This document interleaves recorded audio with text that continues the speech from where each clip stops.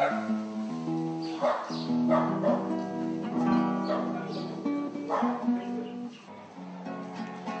me importa que antes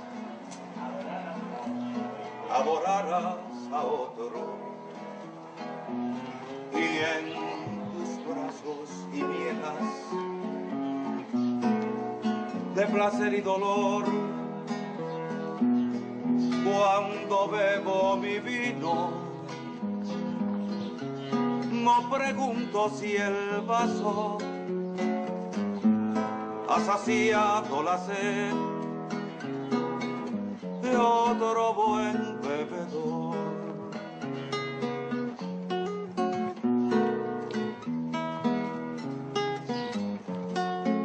¿Qué me importa que antes adoraras a otro y en sus brazos gimieras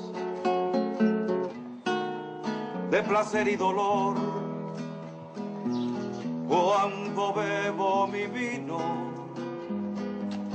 no pregunto si el vaso ha saciado la sed de otro buen bebedor.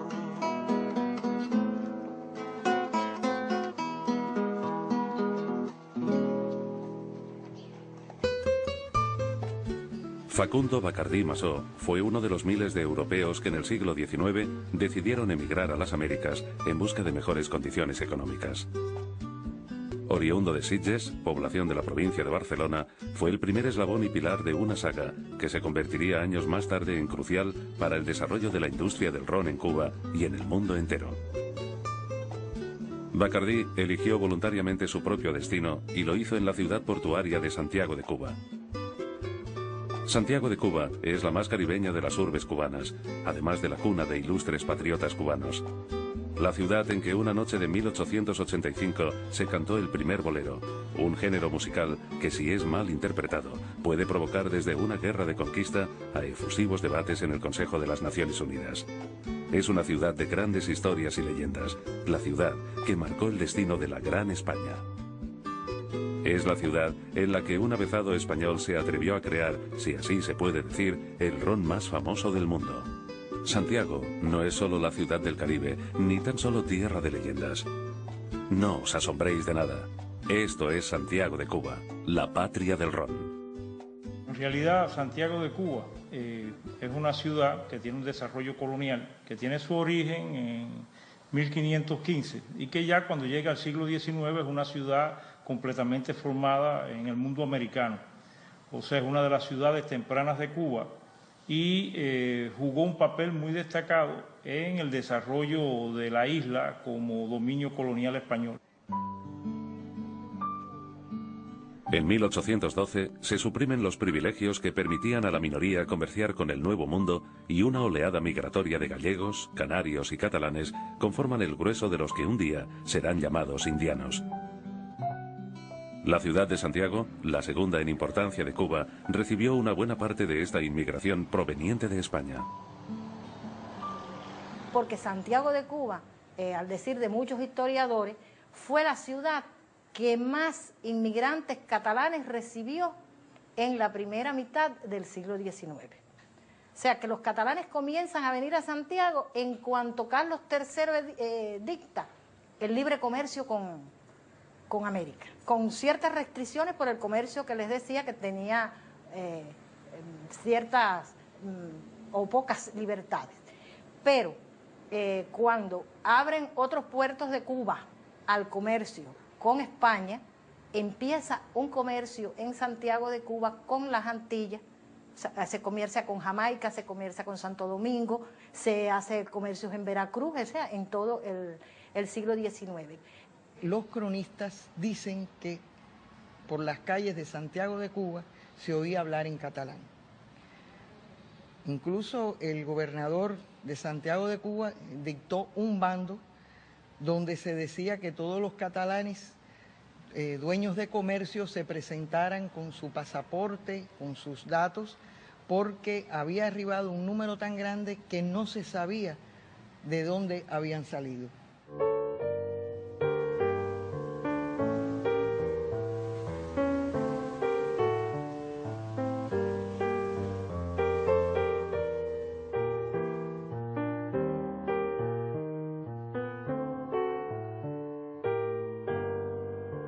El Sitges de aquel momento no tiene nada que ver con el Sitges de ahora. Sí que de alguna forma conserva su núcleo antiguo y las casas de aquella época, pero su producto, diríamos, económico, su prosperidad económica, su dinamismo económico, están basadas ya en otras realidades.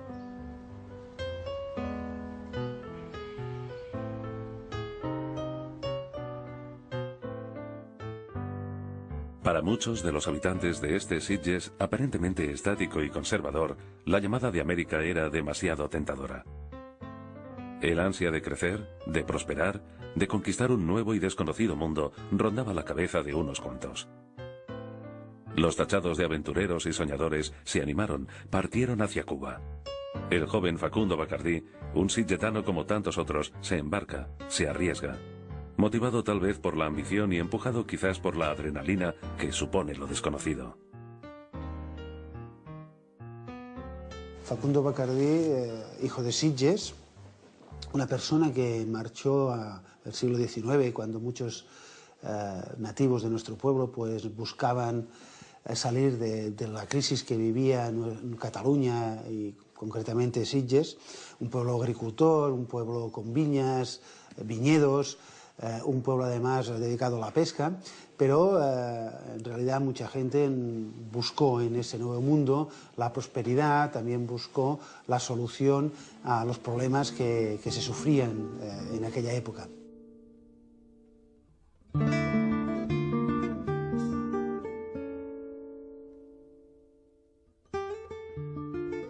En 1804 se produce la independencia de Haití y no son pocos los franceses y descendientes de franceses que emigran a la ciudad de Santiago de Cuba huyendo de la ola revolucionaria que arrasa con la isla caribeña.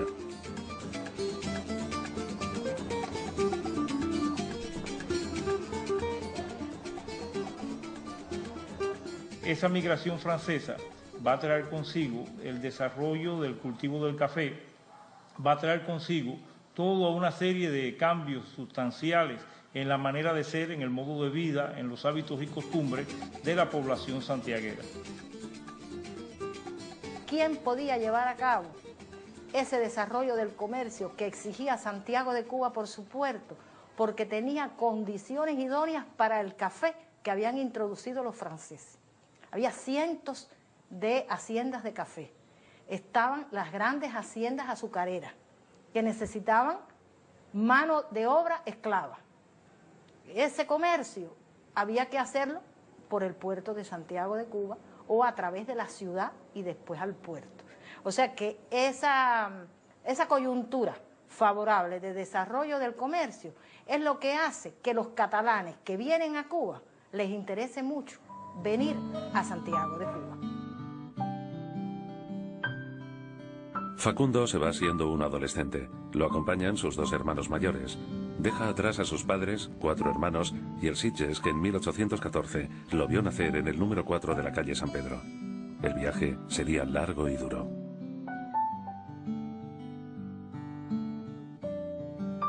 Pero la imagen de América era muy poderosa, sobre todo en el sentido de que conllevaba una vida de aventura, conllevaba una vida de fantasía, conllevaba una vida totalmente diferente a lo que era la vida en Sitges y sobre todo la posibilidad de hacerse a sí mismos y de hacer una fortuna y de regresar al pueblo de sus orígenes como un triunfador, ¿no? No todos regresaban, algunos, como el caso que os ocupa de Bacardí, se instaló en Cuba y se afincó y bueno. Después hay otros que de estos muy pocos libros hablan, que son los que surgieron de la frustración de haber de emigrar, pero que les continuó la frustración de no triunfar, ¿no? Y entonces supongo que los historiadores, cuando cotejan las salidas de Barcelona, de Sitges y después las entradas, hay personajes que no vuelven, porque se mueren, porque no consiguen lo que querían, porque desaparecen en un naufragio, y esta historia también es muy triste y también es muy abundosa. Las piezas que se encuentran en el Museo Marítimo de Barcelona ayudan a entender cómo eran los viajes en el siglo XIX. Los barcos españoles de esta época son relativamente pequeños en comparación con otros. Y nos tenemos que imaginar que no dejan de ser esto una caja pequeña donde convive un cierto número de personas durante unos meses, unas semanas, en unas condiciones precarias, con mucho trabajo y en unas condiciones muy duras. Esto siempre hay que tenerlo presente. Y en el caso de unos chicos jóvenes que se embarcan pagándose el viaje con su trabajo, y es un mundo totalmente nuevo, un mundo cerrado y nuevo, donde se habla un lenguaje marinero con muchos términos que son de difícil comprensión, donde no sabe uno cómo se llaman las cosas, donde uno vive, es un mundo nuevo. Entonces hay que imaginarse lo que es el shock de estar metido en esta máquina durante unos meses, expuesto además a peligros, a fatigas, realmente una experiencia muy desagradable. Hay mucho trabajo que es simplemente aplicar la fuerza para levar velas, para arriar velas, para encoger un cabo, llevar cargas, limpiar, ayudar en la cocina. Este sería el tipo de trabajo que probablemente pues, harían unas personas que se embarcan para pagarse el viaje con su trabajo.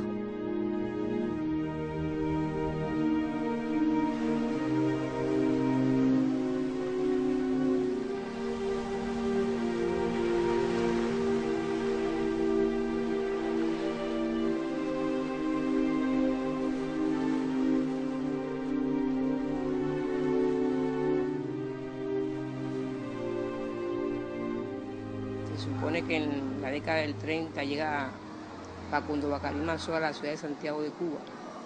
Esa primera etapa, desde el punto de vista económico, no fue fácil. Facundo llega a Santiago de Cuba dispuesto a prosperar y a integrarse a una sociedad que empieza a caracterizarse por la mezcla y el mestizaje. Las relaciones con los franceses, ya instalados en la isla, no son fáciles. El contrabando y el tráfico de esclavos dominan una sociedad en la que los franceses y catalanes se disputan la hegemonía comercial. El dominio de todos los giros en el comercio santiaguero siempre tenía un catalán. Ellos incursionaron en todos los giros, incursionaron en ferreterías, incursionaron en peleterías, en fábricas de todo tipo, de velas, de cebo, de todo. Las primeras imprentas también que hubo en La Habana, de las 4 que hubo primero en La Habana en el siglo XIX, 2 eran de catalanes. La taquigrafía en Cuba la introdujo un catalán. Esos hombres trajeron, además de esas ansias de vida y trajeron también sus ideas.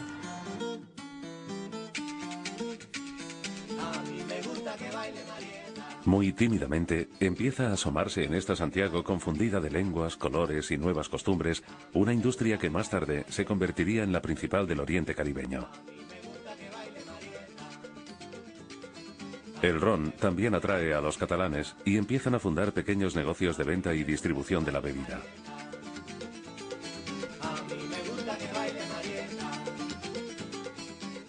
Las iniciativas de los catalanes, que también vieron un filón en el ron, se ve notablemente en esta época en Santiago de Cuba y posterior a ella.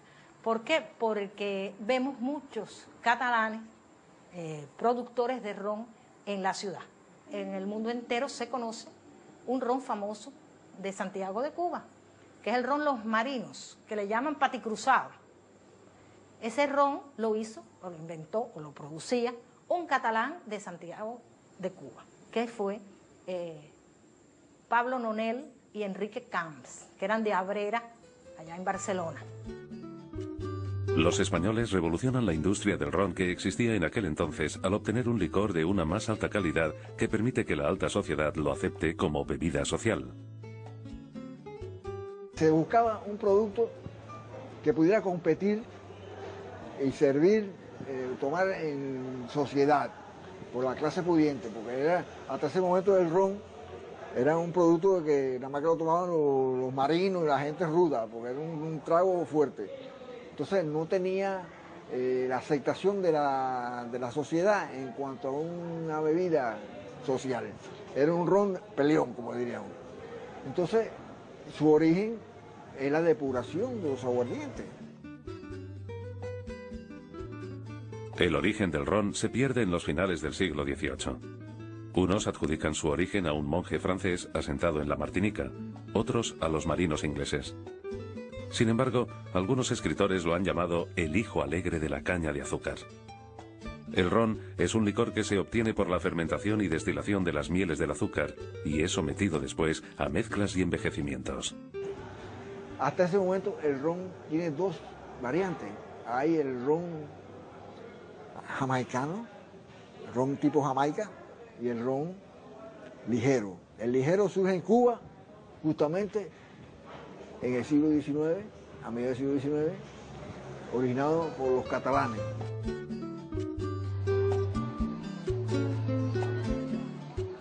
Cuando Facundo Bacardí aún no soñaba con la marca que lo instauraría en la historia de Cuba y del mundo, comienza a probar suerte en diferentes rubros. Una tienda de mercaderías varias primero y una mercería después con otro catalán, Joan Carbonell Bori, además de una mercería con sus hermanos. Facundo Bacardí deja sus negocios mercantiles de una casa vendedora de tejidos y mercaderías de todo tipo. Era una compañía, una sociedad catalana llamada M. Rivera y Compañía de Sitges, precisamente, en la que trabaja Facundo y dos de sus hermanos. El hermano de Facundo tiene un comercio que todavía se mantiene en el mismo lugar de la calle Santo Tomás, que se llama El Palo Gordo y tiene el mismo nombre.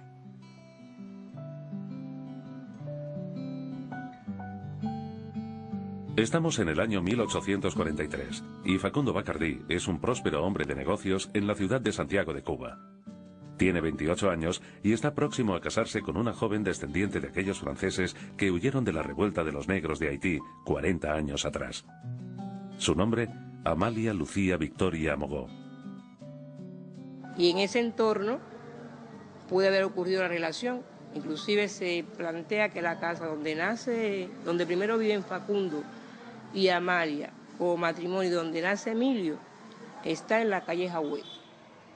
El triunfo de Facundo Bacardí Masó, ya Don Facundo, queda coronado con el nacimiento de su primogénito, Emilio Bacardí Mogó, el 5 de junio de 1844. Emilio llegaría a ser uno de los personajes más relevantes de la historia política y cultural de Santiago de Cuba. En 1852, un terremoto asola Santiago de Cuba. Es un momento difícil porque es un momento en que la ciudad, que venía teniendo un desarrollo acelerado de su economía, ve de momento frenado ese desarrollo por un acontecimiento sísmico.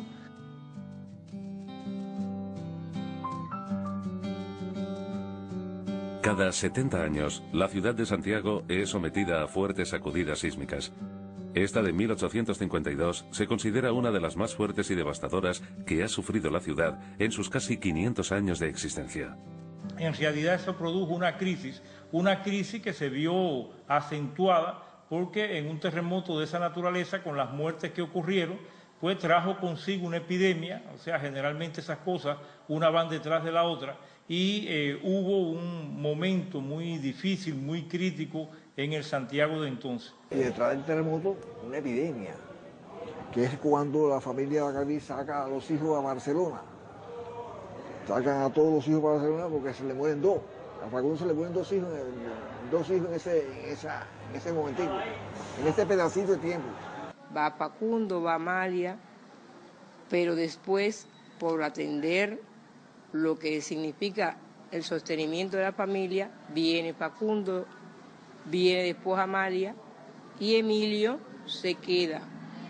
Allí en Barcelona comienza su vinculación a la pintura, a la literatura, recibió clases de dibujo, le gustó mucho visitar, recorrer museos, academias, y realmente todo eso, unido a lo que después conoce cuando es deportado en 2 ocasiones, van formando su sensibilidad hacia el arte, hacia la cultura, y también consolidando su sentimiento hacia su ciudad natal. Emilio, un joven ávido de conocimientos, comienza a nutrirse de todas las inquietudes culturales que su padrino, Enric Costa, le transmite. Estuvo casi de 8 a 10 años en Barcelona. Y ya cuando él viene a Cuba, él viene ya casi formado y con mucha cultura. A mediados de 1858, Facundo Bacardí decide traer a sus hijos de vuelta a Santiago. Era hora de que tanto Emilio como uno de sus hermanos, Facundito, pasaran a formar parte del negocio familiar. Para este momento, ya Facundo Bacardí Masó y sus hermanos se habían iniciado en el negocio de la producción de rones en un pequeño alambique en la calle de la Marina Baja. En 1862, Facundo tiene 48 años. En febrero de ese año decide fundar junto a un francés llamado Boutelier y su hermano José la compañía de ron Bacardí. Nacía la empresa de rones más próspera y audaz del país.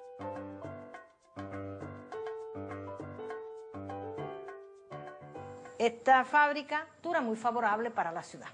La ciudad ha crecido, tiene ferrocarril, tiene un comercio de cabotaje muy bueno, tanto en la isla, en los otros puertos de Cuba, como fuera de ella, y esto hace que la producción azucarera estabilice.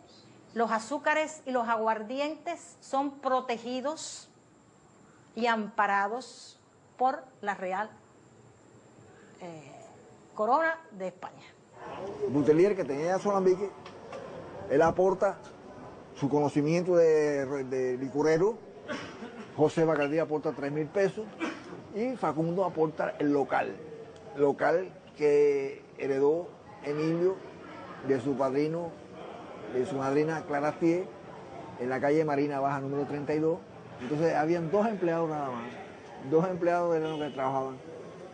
Y llega a pensar que era cierto porque ya en un acta de formación de la compañía años después, se reconocen a esos 2 empleados como empleados de confianza y se le da a ellos una participación en las ganancias de la empresa. Se dice que la imagen que hoy identifica al ron Bacardí, un murciélago, surge de los primeros tiempos de la fundación de la compañía. Ante la escasez de envases y aprovechando que Facundo poseía un aceite italiano de un anterior negocio cuyo logotipo era un murciélago, usó dichos envases para embotellar el ron y a partir de ese momento los santiagueros comenzaron a identificar la marca y a llamar al ron Bacardí el ron del murciélago.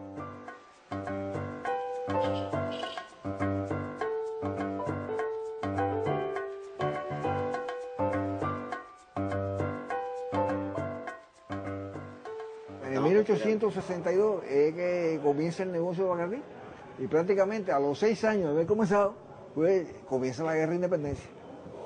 Lógicamente la guerra de independencia fue un golpe duro al negocio, porque no solamente Bacardí, prácticamente en el 72 piensa también Álvarez Can, en el 68, prácticamente en el año de la guerra comenzó Álvarez Can. Entonces tuvieron dificultades en la adquisición de la materia prima. Eso fue, ellos no les fue fácil escapar a esos 10 años, pero escaparon. Por esa razón, presumo que la familia Bacardí estuvo muy ligada también al comercio de los alcoholes que abastecían las tropas españolas en campaña durante la Guerra de Independencia. El 10 de octubre de 1868 comienza la Guerra de los 10 años. Un movimiento independentista que había ganado fuerza en la segunda mitad del siglo XIX. Su origen está en las logias masónicas y tiene como antecedentes la Revolución Francesa de 1789 y las ideas de la Ilustración. Sus principales promotores son grandes hacendados de la zona oriental del país. El 4 de diciembre de 1868, Emilio, su hermano Facundo y otros santiagueros, otros criollos santiagueros, vinculados también a marinos de la fragata Carmen, trataron de tomar por asalto el ayuntamiento, el Palacio de Gobierno Municipal, y proclamar la Constitución en Santiago de Cuba, la Constitución liberal. Hay un hecho que conmovió toda la ciudad.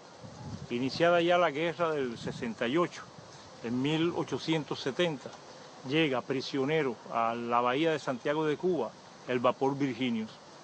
En él venían un centenar de patriotas que tenían por misión expedicionaria incorporar armas y ellos mismos al proceso revolucionario cubano. Al ser apresados y traídos a la ciudad, son condenados y la pena impuesta es la de fusilamiento. Puso a los jóvenes que ya de hecho habían decidido una participación decisiva en la lucha independentista en pie de guerra. Hombres como Pedro Santacilia, Emilio Bacardí y otros muchos jóvenes decidieron definitivamente su misión de participar activamente en ese proceso revolucionario.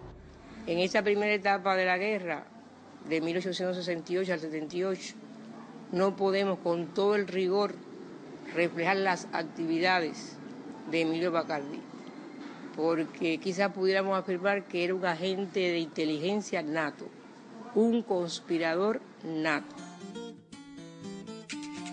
Paradójicamente, a pesar de los momentos de crisis que vivía Santiago de Cuba, la compañía Bacardí inicia su expansión fuera de la isla y consolida su reconocimiento en el mercado internacional. Fue así que en los años siguientes la marca del murciélago consiguió hacerse con unos cuantos premios, reconocimientos y galardones. En 1876 en Filadelfia, en 1877 en Madrid, en 1881 en Matanzas y muchas más luego de su muerte en 1885 en Santiago de Cuba. O sea que antes de que él muriera ya el ron tenía calidad. Estamos en el año 1876. Emilio Bacardí Mogó tiene 32 años y paga por primera vez un alto precio por sus principios. Es detenido al final de la guerra y conducido al Castillo del Morro para luego ser deportado a Chafarinas. Deportado a este lugar, en su diario del deportado, Bacardí refleja los sufrimientos y las penalidades de la travesía en prisión. La dignidad de soportar condiciones muy deplorables están puestas de manifiesto en ese primer diario del deportado de Emilio Bacardí.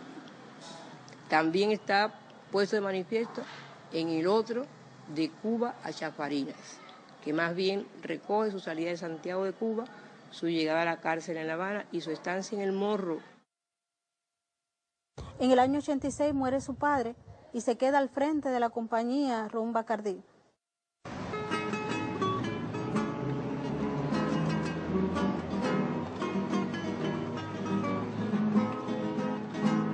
Aunque tú te has echado en el abandono, aunque ya han muerto todas mis ilusiones. Santiago de Cuba pierde a un hombre, a uno de esos tantos inmigrantes que llegaron con la ilusión de prosperar y consiguieron levantar con trabajo una ciudad que los acogió y les permitió formar parte activa del desarrollo no solo económico, sino también cultural de la ciudad. Facundo Bacardí Masó le deja a Santiago a su hijo, un hombre valiente, combativo y comprometido hasta las últimas consecuencias con el pueblo santiaguero. Tiene lágrimas negras como mi vida. Contigo me voy, mi santa, aunque me cueste morir.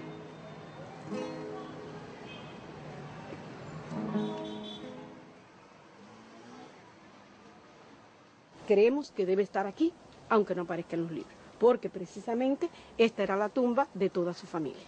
Si yo le hubiera podido preguntar a don Facundo o a Emilio qué pensaba Facundo de su estancia en Cuba, seguro que me iba a hablar de la nostalgia que sentían por Cataluña o el deseo que tenían de volver, aunque hubieran triunfado.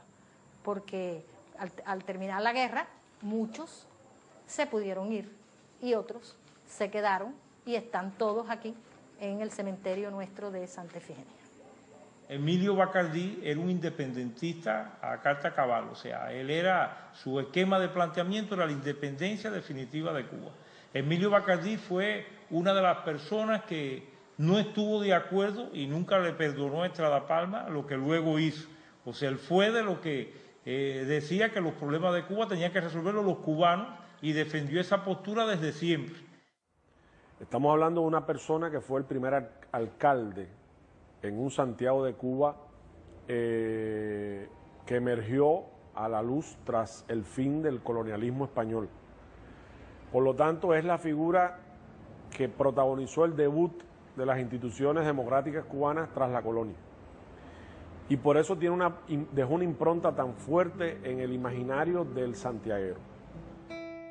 En 1887, Emilio Bacardí se casa en segundas nupcias con doña Elvira Cape, con la que tiene 4 hijas. La mujer se convertiría en su principal apoyo en todo lo que emprendió. Además, sería su principal promotora en sus futuros mandatos como alcalde y responsable de continuar su obra después de muerto.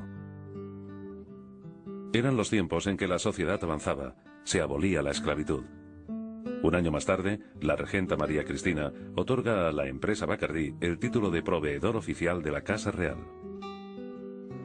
Doña Elvira es una mujer criolla, como ya había planteado anteriormente, mulata, se casa con Emilio. Está muy ligada a él en toda su labor cultural, política, ayudándolo intensamente en favor de toda la cultura santiaguera. Don Emilio no era clasista. Ellos se vincularon muy estrechamente en todos los aspectos. Donde quiera que él iba, allí estaba doña Elvira. Según todos los datos y todas las cosas que hemos podido contactar, fue una relación muy hermosa, muy íntima, muy bonita en todos los aspectos. ¿Por qué? Porque ellos estaban muy compenetrados. Todo se conversaba, todo se consolidaba, todo.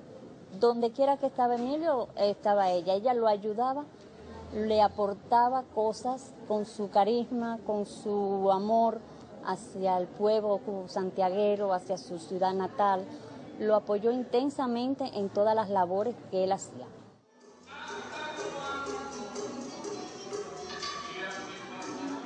La unión entre don Emilio y doña Elvira Cape fue una intensa relación que se consolidaría con el tiempo. Y tiempo fue lo que necesitó el danzón, una forma musical proveniente de la danza y la contradanza, para convertirse en baile nacional.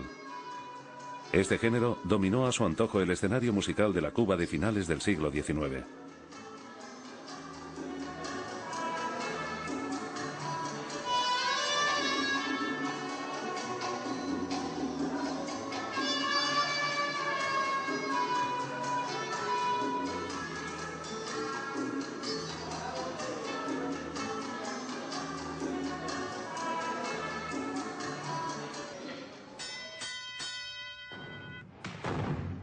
En 1895 se reinicia la Guerra de la Independencia. Emilio es arrestado y enviado de nuevo a prisión, esta vez a Ceuta, por haber comprado armas para los patriotas insurrectos y con destino a los generales Antonio y José Maceo. 3 años más tarde, regresa a Cuba nuevamente, justo en el momento de la ocupación norteamericana y en la que el almirante Cervera es derrotado y los españoles pierden la guerra. Fue el principio del final del Imperio Español en ultramar.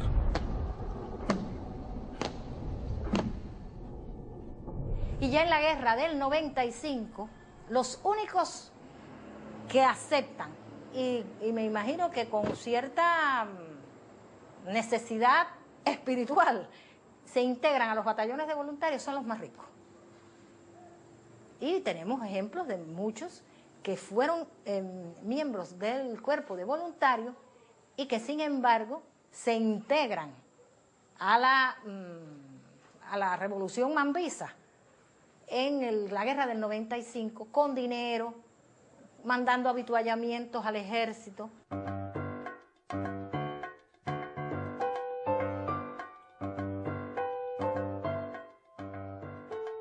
Emilio se convierte en 2 oportunidades en alcalde de Santiago de Cuba.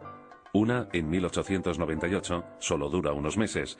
Él mismo renuncia por no estar de acuerdo con algunas leyes vigentes. Por elección popular, vuelve en 1901, ya habiendo creado junto a su mujer el primer museo de la ciudad, que lleva su nombre.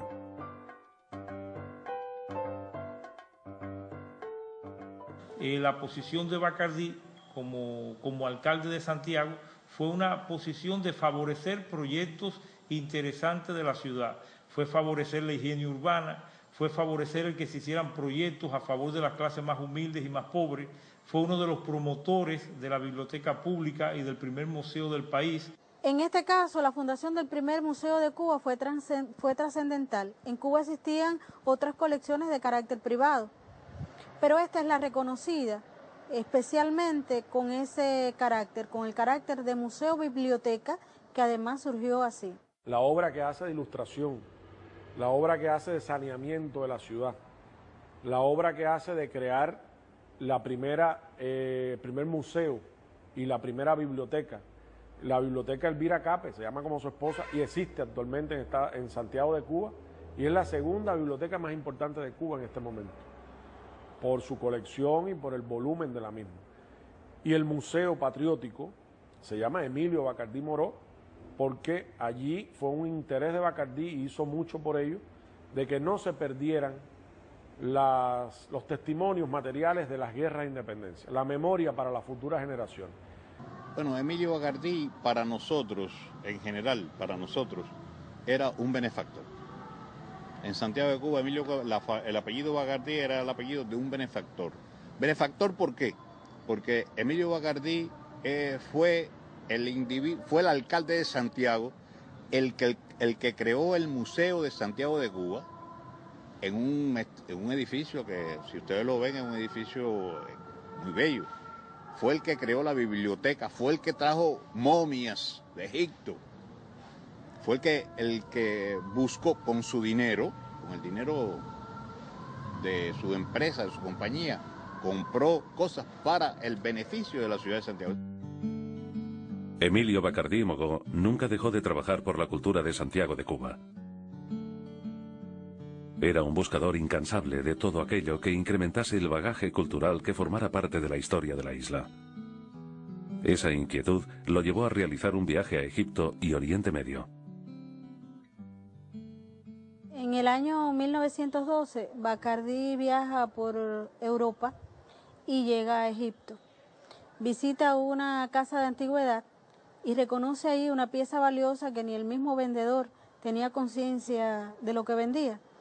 Era una momia de una joven perteneciente a la dinastía 18 egipcia, y él se la compra a un precio muy moderado. El caso es muy simpático porque en las aduanas de Santiago nunca se habían enfrentado a un fenómeno como ese, y tiene que pasarla como carne salada. Es decir, los papeles de la aduana que certifican la calidad en que entró ese producto a Cuba lo relata como carne salada. Pero con esa carne salada se enriquecen las colecciones del museo. O sea, Emilio Bacardí fue un hombre de su tiempo, pero a la vez fue una persona que pensó a largo plazo. Y yo creo que, no yo solo en lo personal, creo que todos los santiagueros, de una u otra manera, sienten esa admiración y hablan de Emilio Bacardí como un padre. Hablan de Emilio Bacardí como algo consustancial, como parte de la ciudad misma.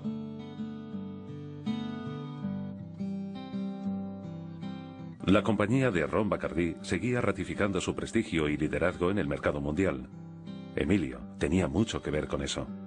Su frenética actividad cultural, política y social no le impidió dirigir con eficacia el negocio que su padre le había confiado.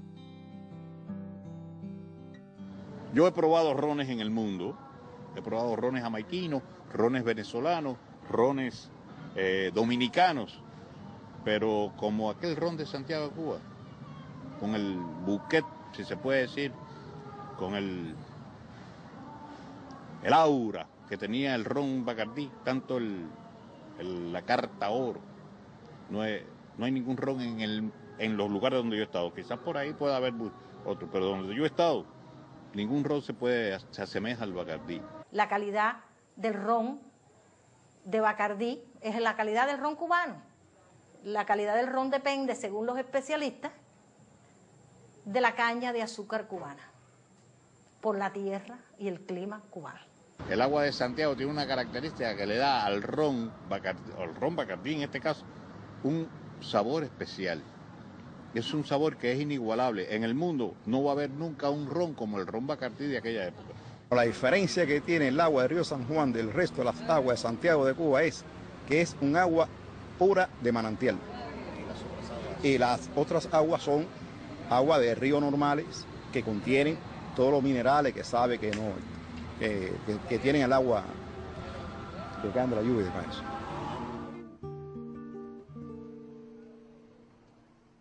Bacardí inicia una tradición en la ciudad de Santiago de Cuba que se mantiene hasta el presente, que es el izamiento de una gran bandera cubana el 31 de diciembre a las 12 de la noche, esperando el Año Nuevo, en el ayuntamiento de la ciudad.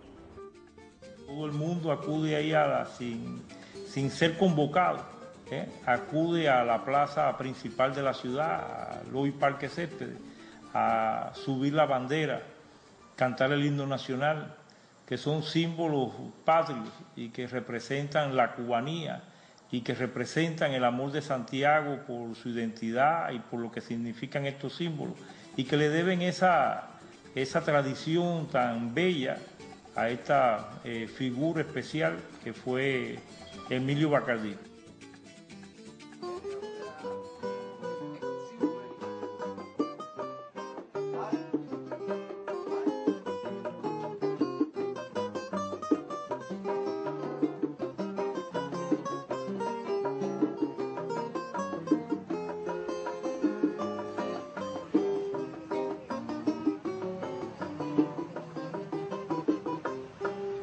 Nada me importa a mí, dolor presente. Nada me importa a mí, dolor pasado. Que el porvenir lo espero indiferente. Una población tan alérgica a los protocolos y los rangos como los santiagueros, tan rebelde, Recuérdense que esa es la cuna de las revoluciones. Y recuerden que es la cuna de la música popular cubana, el son, el bolero, fue allí la trova. Y en esa población a muy poco se le prodiga el título de don. Pero nadie le dice Bacardí, ni Emilio Bacardí. La gente dice don Emilio Bacardí. Y eso se lo ganó Bacardí con ese sentido democrático de su actuación, de su vida y las obras que hizo en bien de la comunidad de Santiago de Cuba, y yo diría que también del país. El porvenir lo espero indiferente, lo mismo es ser feliz que desgraciado, lo mismo es ser feliz que desgraciado. Solo ambiciono mi fastidio yerto, cansado ya de perdurables guerras, y al acostarme en mi cajón de muerto, dormir en paz debajo de la tierra y descansar en paz debajo de la tierra.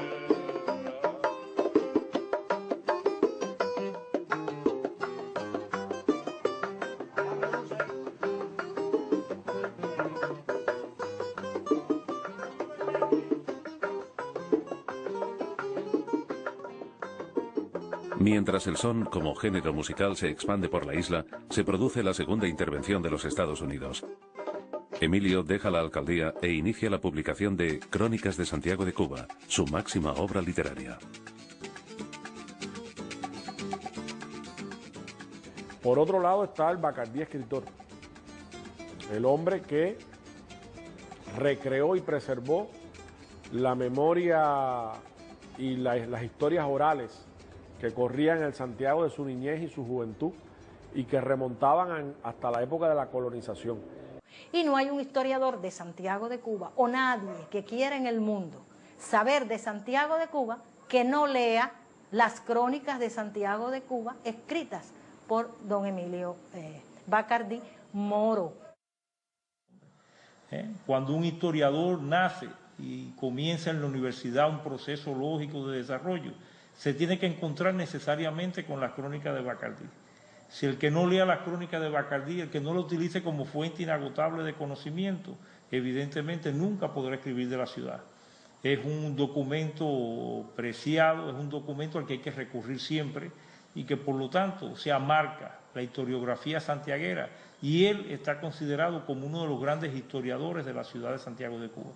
O sea, arroja luz sobre una región de Cuba que no era el centro y por lo tanto, al ser periferia, no estuvo privilegiada con la preservación de esa memoria.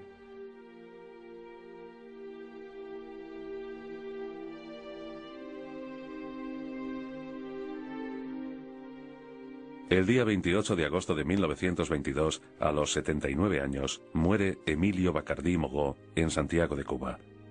Fueron momentos de profundo dolor para el pueblo santiaguero, pero también de admiración por el patriota que tanto había hecho y dejado a la ciudad y a Cuba entera. Ese día, en horas de la mañana, el cortejo fúnebre salió de Villa Elvira, de la casa de campo de la familia Bacardí, dirigiéndose al Ayuntamiento de Santiago de Cuba. Ese ayuntamiento, el Palacio de Gobierno, frente a la Plaza de Armas, hoy Parque Céspedes, lugar donde él hiciera buena parte de su labor política en Santiago de Cuba, lo recibió y, inspirado en un hecho que había certificado como tradición de la ciudad, la fiesta de la bandera, el pueblo santiaguero dejó caer sobre el féretro del patriota esta enorme bandera, significándolo y conociéndose a partir de entonces como el beso de la patria.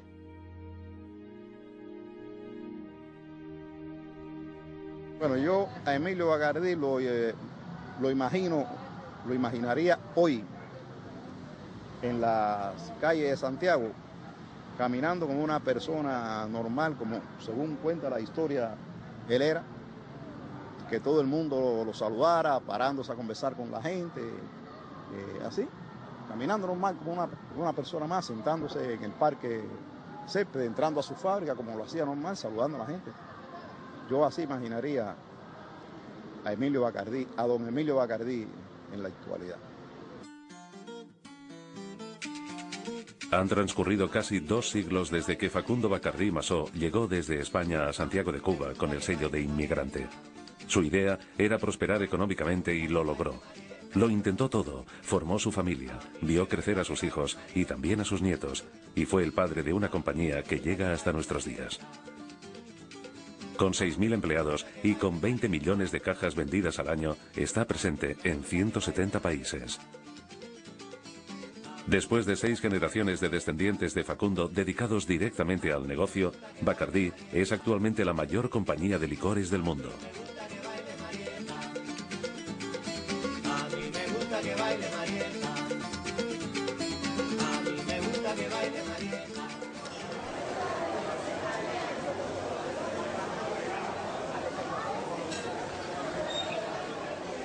Por las calles de Santiago, en alguna esquina, en cualquier bodega, paseando tal vez por el malecón o en alguna tertulia, alguien relata alguna de las muchas leyendas que existen sobre el ron. Y sobre el ron Bacardí, el más famoso de todos.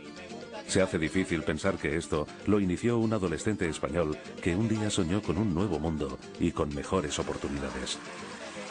Pero, como decía el escritor, no os asombréis de nada. Esto es Santiago de Cuba.